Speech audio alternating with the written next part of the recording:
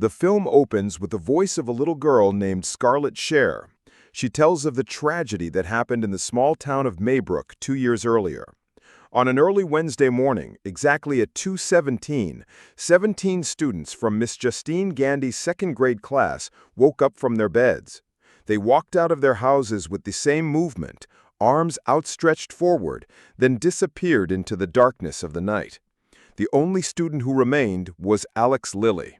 Until that moment, no one understood what actually made them leave.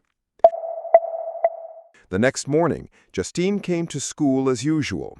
She headed to her class calmly, but that calm shattered when she opened the classroom door. Only one student sat at the desk, namely, Alex Lilly.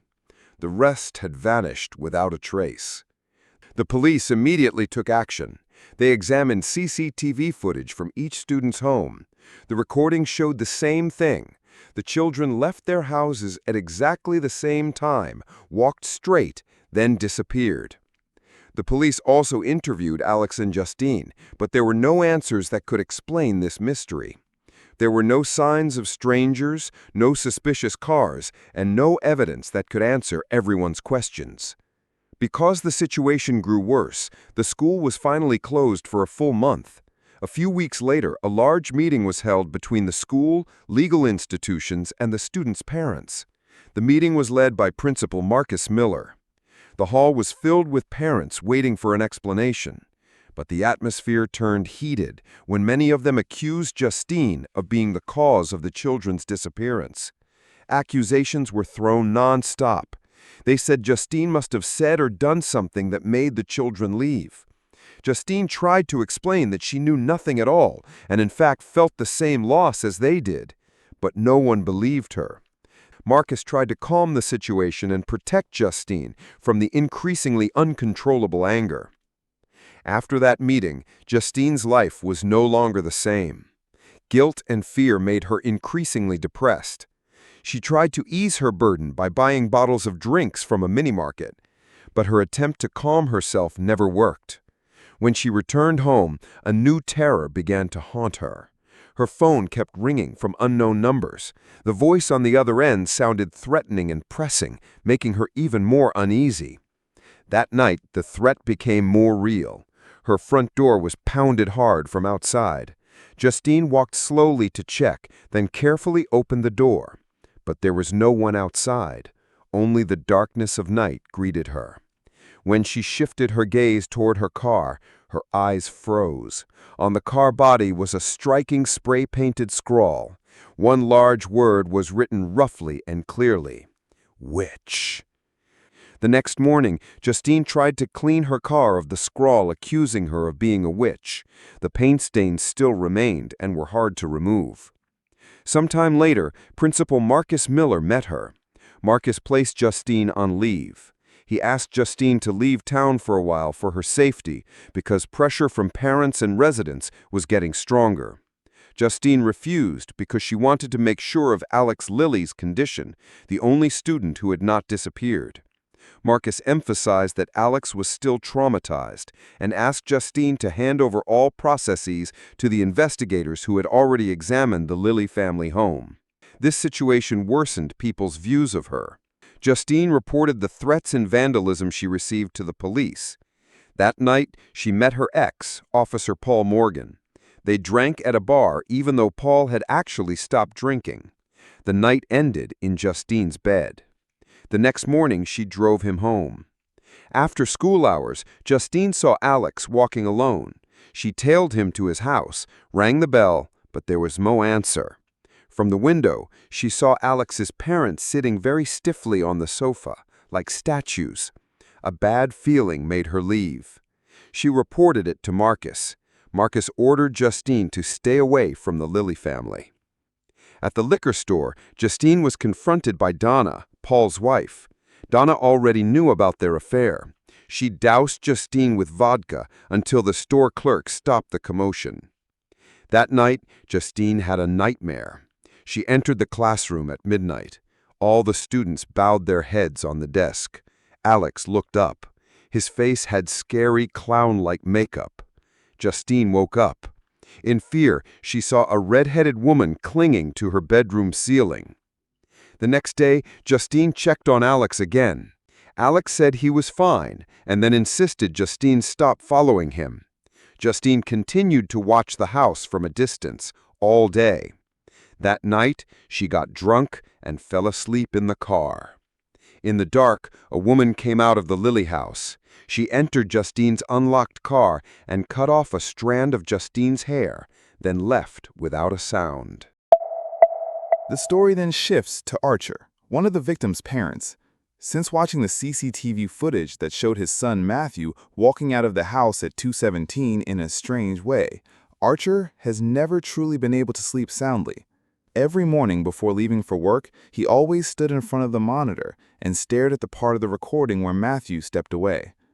That morning, Archer, who works as an architect, received a report from his team that the paint ordered yesterday was the wrong color and had to be replaced according to the client's request.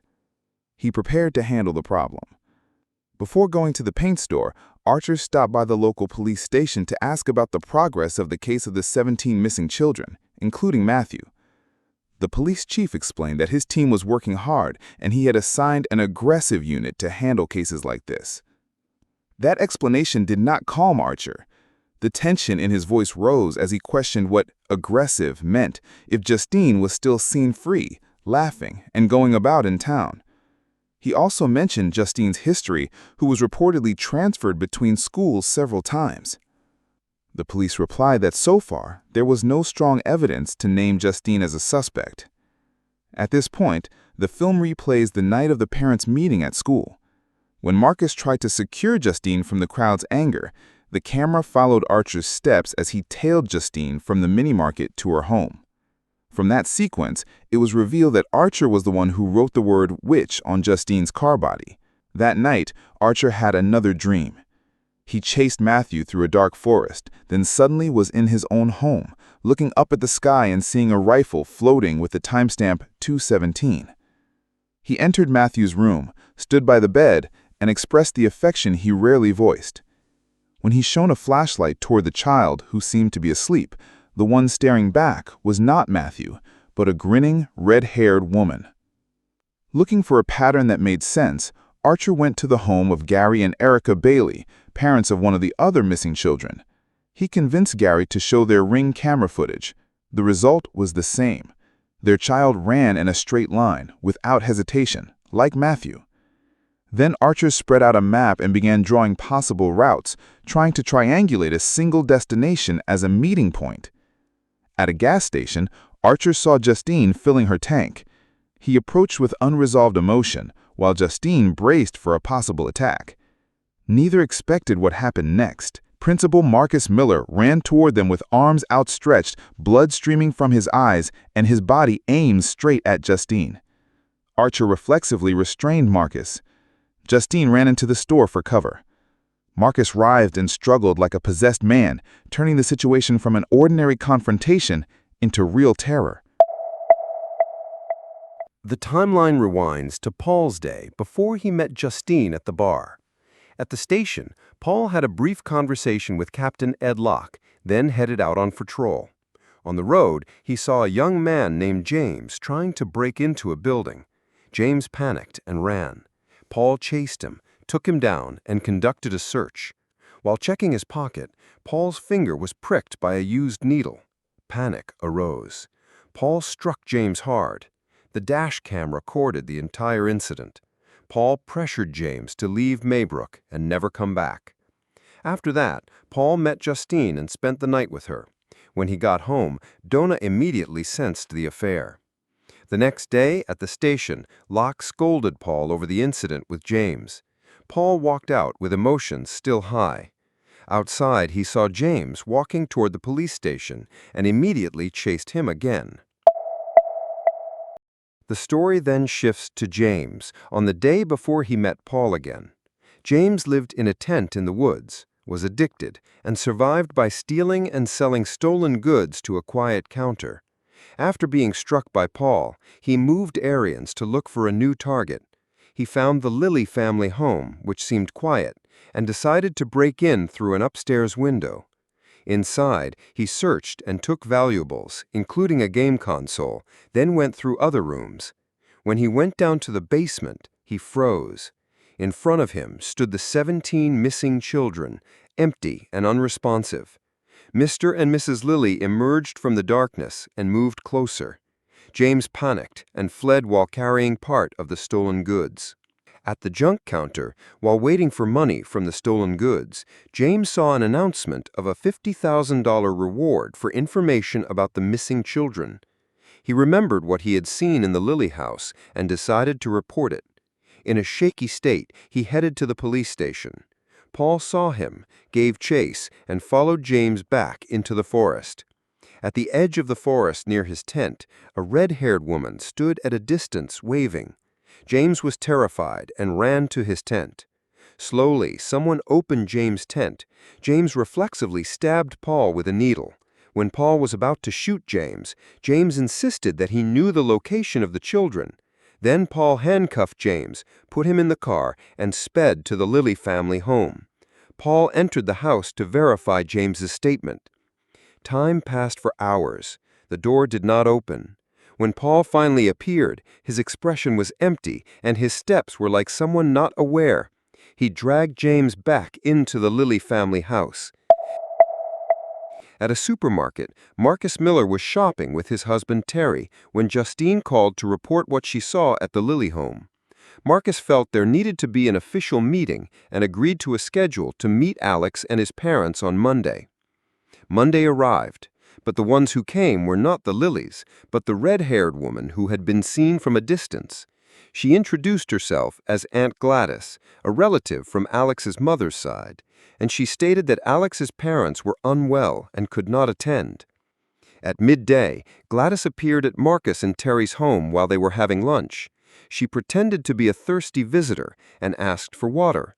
Her request was unusual because she wanted a bowl.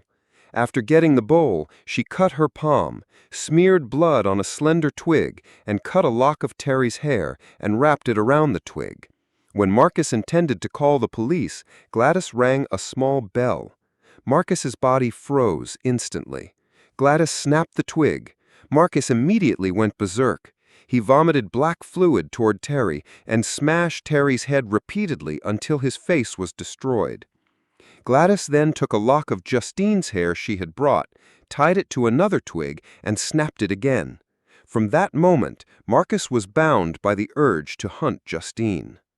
Soon after, Marcus found Justine with Archer Graff at a store.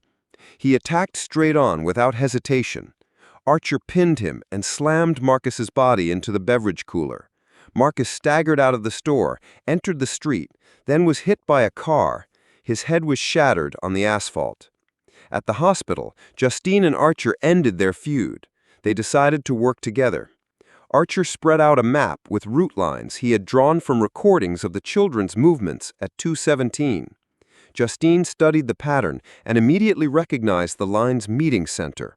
All routes led to the Lilly family home. The story goes back again to the days before the disappearance of the 17 children. Alex Lilly is portrayed as a quiet and lonely child. At school, he is often bullied, especially by Matthew, one of the students who most often bothers him. At home, Alex's parents are known to be kind and caring, but one day they delivered the news that Aunt Gladys would stay with them for a while because she was unwell. The presence of the woman made Alex unhappy. That night, curiosity led him to peek into his aunt's room. He saw that Gladys's bright red hair was actually a wig. Beside her bed stood a small living tree that was carefully tended. In the following days, the atmosphere at home changed further. One afternoon when he returned, Alex found his parents sitting with empty stares and pale faces, while Gladys looked healthier. Alex protested, frightened and confused. Then, Gladys took a thin, braided twig and snapped it. Instantly, Mr. and Mrs. Lilly stabbed their own faces with forks repeatedly. This scene lasted long enough to traumatize Alex. When Gladys finally stopped them, she warned Alex not to say anything. If he dared to resist, his parents would be forced to suffer worse. Since then, Alex turned into a nurse for his parents. He fed them and covered up the truth from anyone who might be suspicious. On the other hand, Gladys became weaker again. In a commanding tone, she ordered Alex to bring something from each of his classmates so she could recover and leave the house. Trapped in fear, Alex stole name tags from each student's locker. Then, Gladys tore the name tags one by one, mixed them into a foul-smelling concoction, and chanted something. From that ritual, she called all the second-grade students to the Lilly family home. Exactly at 2:17 a.m., one by one the children woke from their sleep, walked out of their houses with arms stretched forward, then headed to the predetermined point. The event that shook Maybrook began here. A few days later, the police summoned Alex and parents. However, only Alex's father came, who appeared to be under the influence of Gladys's magic. When the police stated they would search the Lilly house, Gladys immediately removed all suspicious evidence, including hiding the victims with her magic. The investigators were misled, while Alex returned to his routine, feeding his helpless parents and continuing to attend school as usual.